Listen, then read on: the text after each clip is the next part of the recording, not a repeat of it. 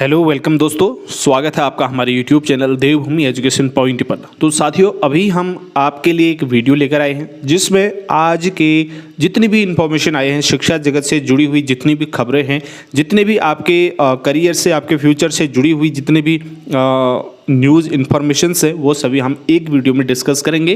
प्रत्येक दिन आपको सुबह ये वीडियो मिलती है हमारी इन्फॉर्मेशन वाली।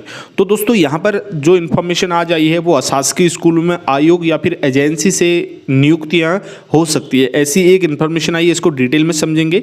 दूसरा है, फॉर्म दोबारा भरने में प्रमाण पत्र या आयु सीमा में मुश्किल आ रही है। किस प्रकार की मुश्किलों का सामना अभ्यर्थी कर रहे हैं और इसमें आगे क्या होने की उम्मीद है, इस पर हम थोड़ी सी चर्चा करेंगे। समूह ग भर्ती की हर सूचना शिकायत पर नज़र रखेगा आयोग। ठीक है, तो समूह ग की इसके लिए विभिन्न नियुक्तियां भी की गई हैं नज़र रखने के लिए।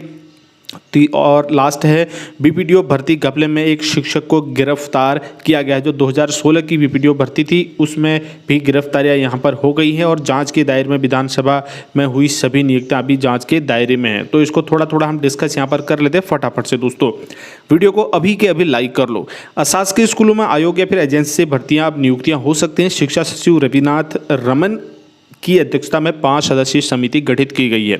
विधानसभा और अधीनस्थ सेवा चयन आयोग के माध्यम से हुई भर्तियों में गड़बड़ी के बाद अब सरकार अशासकीय स्कूलों और महाविद्यालयों में पारदर्शी नियुक्तियों के लिए विकल्प तलाश रही है। इसके लिए शिक्षा सचिव रविनाथ रमन की अध्यक्षता में 5 सदस्यीय समिति गठित की गई।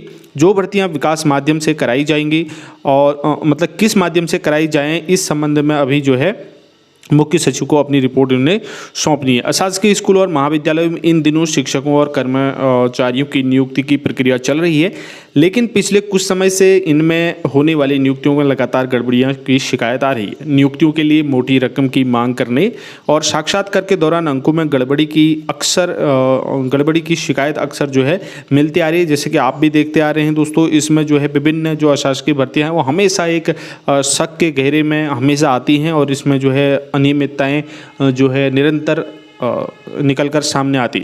हालांकि इसके लिए पहले अलग से आयोग बनाए जाने पर विचार किया जा रहा था, लेकिन अधीनस्थ सेवा चयन आयोग के माध्यम से हुई भर्तियों में गड़बड़ी को देखते हुए अब किसी स्वतंत्र एजेंसी या लोक सेवा आयोग के माध्यम से अशासकीय स्कूल और महाविद्यालयों में नियुक्तियां कराई जा सकती हैं।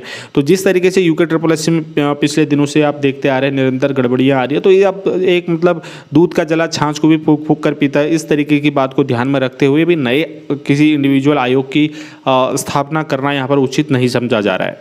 शिक्षा सचिव रविनाथ रमन के मुताबिक शासकीय स्कूल में होने वाली नियुक्तियों में गड़बड़ी की शिकायतें आ रही हैं। शिक्षक भर्ती में 5 अंक के साक्षात्कार और पैसों के लेन देन की बात भी सामने आती रही है। ऐसे में अशासकीय स्कूल और कॉलेजों में पारदर्शी नियुक्तियों का प्रयास या नियुक्तियों का माध्यम क्या हो, इसके लिए इनकी अध्यक्षता में 5 सदस्यीय समिति गठित की गई है। अपर सचिव, उच्च शिक्षा सचिव, कार्मिक, लोक सेवा आयोग का एक सदस्य और एक विधि के सदस्यों को इसमें शामिल किया गया है। समिति इस संबंध में मुख्य सचिव को अपनी रिपोर्ट जो है सौंपेगी, उसके बाद ही ये सारी चीज़ें डिस्कस यहाँ पर को हो पाएंगी।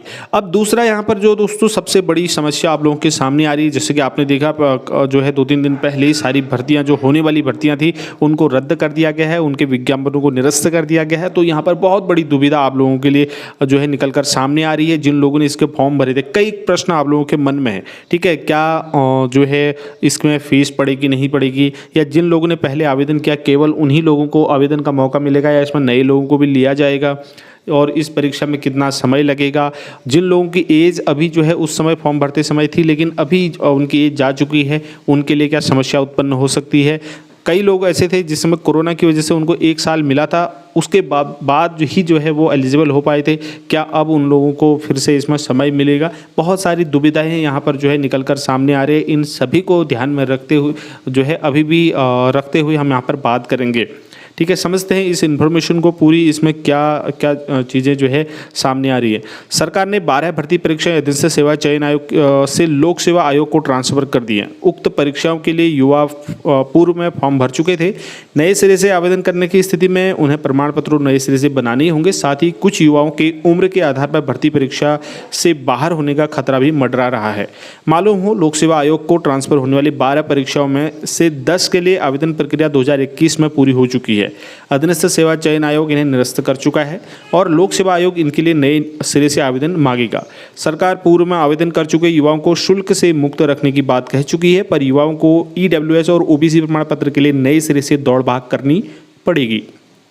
ईडब्ल्यूएस प्रमाण पत्र की अवधि 6 माह की होती है और ओबीसी प्रमाण पत्र की जो वैलिडिटी होती है वो 3 साल की होती है।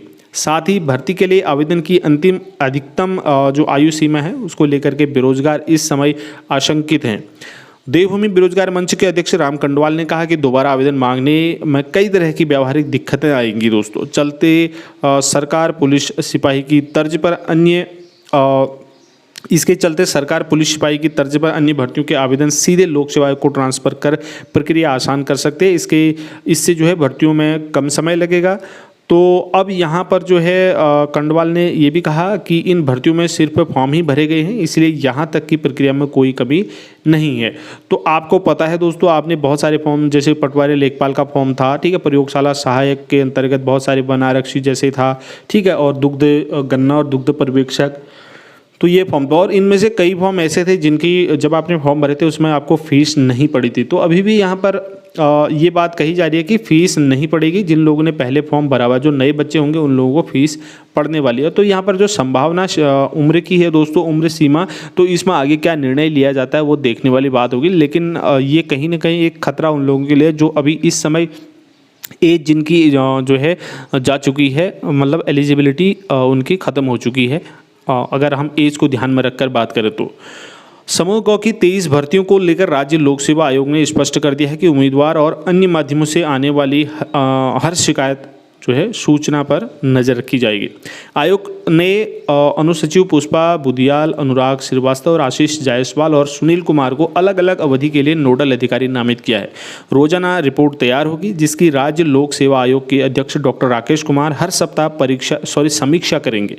आयोग के अधिकारी या कर्मचारी को भेजी गई व्यक्तिगत शिकायत का कोई संज्ञान नहीं लिया जाएगा। आयोग के सचिव गिरधारी सिंह रावत ने भर्तियों से जुड़े उम्मीदवारों की शिकायतों और सूचनाओं का संज्ञान लेने के लिए ग्रीवेंस रेडरेशल सेल का गठन किया है। ऑफलाइन शिकायतों में पत्र, शिकायती पत्र, समाचार पत्रों के माध्यम से आने वाली खबरें, शासन की ओर से संदर्भित शिकायतें ली जाएंगी। लेकिन आप अगर देखें इसको दोस्तों, अगर ये हो पाएगा सही से तो ये बहुत अच्छी शुरुआत है, क्योंकि यहाँ पर इन भर्तियों से लेकर के ग्रुप सी की जितनी भी भर्तियाँ हैं इनसे लेकर के अगर कोई सूचना आती है, कोई गड़बड़ी की कहीं से इन्फॉर्मेशन या लीड मिलती है तो उसको फॉलो किया जाएगा, ठीक है। उसको मतलब ऐसे ही इग्नोर नहीं किया जाएगा। इस तरीके से एक समिति का गठन हो रहा है और इसके लिए अधिकारी नियुक्त किए गए हैं कि उन चीज़ों पर ध्यान दें और भविष्य में आने वाले किसी भी प्रकार की अनियमितताओं को नज़रअंदाज जो है नहीं किया, तो कि पहले ही दबोच लिया जाए जो भी ऐसी एक्टिविटीज़ होती हैं। तो इसके लिए ऑनलाइन शिकायतों की श्रेणी में टोल फ्री नंबर भी यहाँ पर दिए गए हैं। आप देख सकते हैं अपनी स्क्रीन पर, टोल फ्री नंबर है यहाँ पर और लैंडलाइन नंबर भी हैं यहाँ पर, टोल फ्री हैं दोनों। यहाँ पर आप शिकायत कर सकते हैं। आयोग की ईमेल आईडी पर भी आप जो है ये सारी जानकारियाँ या कुछ भी अगर आपके संज्ञान में आता है आप दे सकते हैं। तो इसका निवारण कैसे होगा इस पर उन्होंने बात की है। शिकायतों को लेकर नोडल अधिकारी सूचना हासिल कर आयोग के सचिव के सामने पेश करेंगे। शिकायतों या सूचनाओं का 1 सप्ताह में निराकरण करने के बाद संबंधित को सूचित किया जाएगा। अगर शिकायत का संबंध 1 से अधिक उम्मीदवारों से होगा तो इसे समाचार पत्रों या वेबसाइट के माध्यम से प्रसारित कर दिया जाएगा। तो यहाँ पर एक नई शुरुआत यहाँ पर होने जा रही है। देखना होगा आगे इसमें आने वाले समय में कितना हो पाता है। बाकी बीपीडीओ भर्ती घपले में शिक्षक गिरफ्तार इसमें हो चुका है। 2016 में ये भर्ती हुई थी, बीपीडीओ भर्ती परीक्षा जो विजिलेंस टीम को दे दी गई थी। अब यहाँ पर जनवरी 2020 में ये केस दर्ज हुआ था। विजिलेंस से एसटीएफ को ये ट्रांसफ़र हुई थी, तो इसकी जांच हुई है। ये जो है पकड़ा गया है। पेपर लीक, मूसा ने दून कोर्ट में लगाई थी सरेंडर की अर्जी। तो उत्तराखंड एसटीएफ ने सैयद सादिक मूसा और उसके साथी योगेश्वर के भागने में हर रास्ते बंद कर दिए थे, जिसके बाद मूसा ने देहरादून कोर्ट में सरेंडर की अर्जी लगाई थी। अब यहाँ पर जो विधानसभा भर्ती हुई थी, नियुक्तियाँ हुई थी, वो भी जांच के दायरे में है। राज्य गठन के बाद से वर्तमान तक विधानसभा में हुई नियुक्तियाँ जांच के दायरे में हैं। जांच के लिए गठित विशेषज्ञ समिति ने भर्तियों में से संबंधित फाइलों और पत्रावलियों की जांच पड़ताल कर रिपोर्ट तैयार करने में जुटी है। विधानसभा में बैकडोर नियुक्तियां विवाद में आने के बाद ऋतु खंडूरी भूषण ने जांच के लिए 3 सदस्यीय विशेषज्ञ समिति गठित की थी। साथ ही समिति को 1 माह के भीतर जांच रिपोर्ट सौंपने के निर्देश। विशेषज्ञ समिति रात दिन नियुक्ति में जांच कर रही है। ये सारी चीज़ें आप देख सकते हैं। किस अध्यक्ष के कार्यकाल में कितनी नियुक्तियां हुई आपको वो पहले ही पता चुका है। विधानसभा अध्यक्ष प्रकाश पंत के समय में 130 नियुक्तियां हुई थी। यशपाल आर्य के समय में 85, हरबंस कपूर के 35, गोविंद सिंह कुंजवाल 158 और प्रेमचंद अग्रवाल 73। तो ये जो हमारे विधानसभा अध्यक्ष थे इनके कार्यकाल में इतनी नियुक्तियां इस समय हुई थी। तो ये सारे जांच के दायरे में है और हम सभी ये उम्मीद करते हैं कि इसमें दूध का दूध और पानी का पानी होना चाहिए। जहाँ तक भर्ती घपले की बात है दोस्तों, स्नातक स्तरीय वगैरह, तो ये एसटीएफ से सीबीआई में भर्ती जानी चाहिए, इसकी जांच होनी चाहिए, सीबीआई को केस ट्रांसफ़र होना चाहिए। तो हम सभी इसके पक्ष में कि सीबीआई के पास ये जो है पूरी जांच का दायरा सीबीआई तक होना चाहिए।